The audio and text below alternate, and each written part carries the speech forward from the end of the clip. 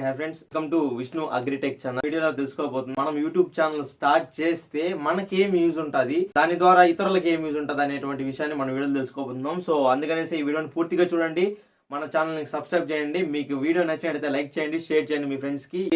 YouTube channel start చేసి YouTube ఛానల్లో మనకి ఎక్కువ బెనిఫిట్స్ ఉంటుంది అనేటువంటి ఆలోచనతో చాలా మంది డిఫరెంట్ గా ట్రై చేస్తుంటారు. వాటిల్లో ముఖ్యమైనది ట్రావెల్ వీడియోస్ అన్నమాట. ట్రావెలింగ్ సంబంధించి ఎవరైతే వీడియోస్ చేయాలనుకుంటారో వాళ్ళందరికీ కూడా వ్యూస్ రావడం కానీ, వాళ్ళు సబ్స్క్రైబర్స్ పెరగడం కానీ ఈజీగా ఉంటుంది. కుకింగ్ సంబంధించిన వీడియోస్ కానీ, నెక్స్ట్ వచ్చి డాన్సెస్, మ్యూజిక్, వాళ్ళ యొక్క యాక్టివిటీస్ సంబంధించిన హ్యాబిచువల్ యాక్షన్ సంబంధించిన డైలీ యాక్టివిటీస్ కానీ ఇలాంటివన్నీ కూడా యూట్యూబ్ ఛానల్లో అప్లోడ్ చేస్తుంటారు.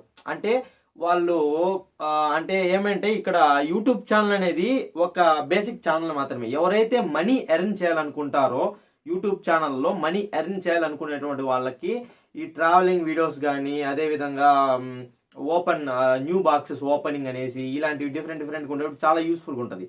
మనీ ఎర్నింగ్ కూడా 1 year లో మనం 1000 సబ్స్క్రైబర్స్ తో పాటు అదేవిధంగా 4000 hours కూడా మనం కవర్ చేయాల్సి వస్తుంది.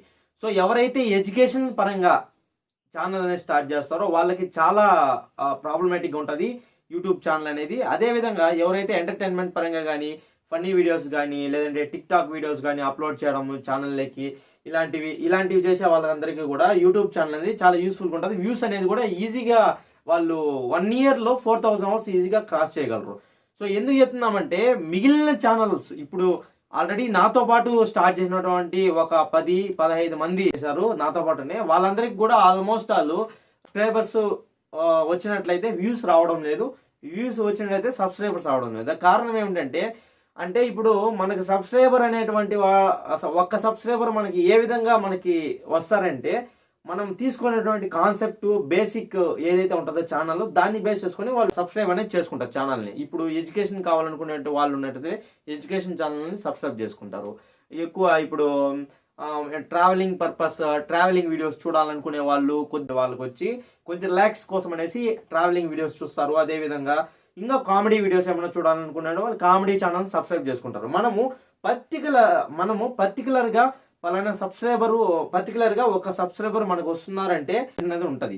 సో మనం దాన్ని ఆలోచించాలి.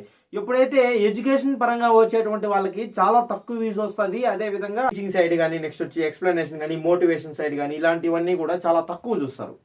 ఎందుకంటే ఎడ్యుకేషన్ అంటే మనము స్కూల్లో చదివేది, నెక్స్ట్ కాలేజీలో నేర్చుకునేది అన్నీ కూడా కామనే కాబట్టి పెద్దగా ఎవరు ఇంట్రెస్ట్ చూపరు. కానీ కొత్త విషయాలు తెలుసుకోవడంలో మాత్రం చాలా మంది ఇంట్రెస్ట్ చూపిస్తారు. సో అందుకనే సంబంధించి ఛానల్ స్టార్ట్ చేసే వాళ్ళు కూడా మరి కొత్త విషయాలు తెలుసుకొని మనము అప్డేట్ ఇవ్వడం వల్ల ఛానల్ ద్వారా సబ్స్క్రైబర్స్ పెరిగేటువంటి ఛాన్స్ ఉంటుంది, వ్యూస్ కూడా వచ్చేటువంటి అవకాశం ఉంటుంది. ఈ మధ్యలో కరోనా టైంలో చాలా మంది జాబ్స్ లేక కూడా యూట్యూబ్ ఛానల్ స్టార్ట్ చేయడం జరిగింది. ఈ జాబ్స్ అనేటువంటివి వదులుకొని ఇంటికాడ ఉండడం కానీ, ఇలాంటివి జాబ్స్ లేక యూట్యూబ్ ఛానల్ స్టార్ట్ చేయడం, అలాంటి వాళ్ళు కూడా ఈజీగా మనీ ఎర్న్ చేసేటువంటి అవకాశము మనకి ట్రావెలింగ్ వీడియోస్ అప్లోడ్ చేయడంలోను, నెక్స్ట్ అదేవిధంగా కామెడీ వీడియోస్ పెట్టడం కానీ, ఎంటర్టైన్మెంట్ పరంగా, నెక్స్ట్ వచ్చి వంటలకు సంబంధించి, కుకింగ్ సంబంధించి వీడియోస్ పెట్టడం కానీ ఇలాంటివన్నీ కూడా ఈజీగా చూస్తారనమాట.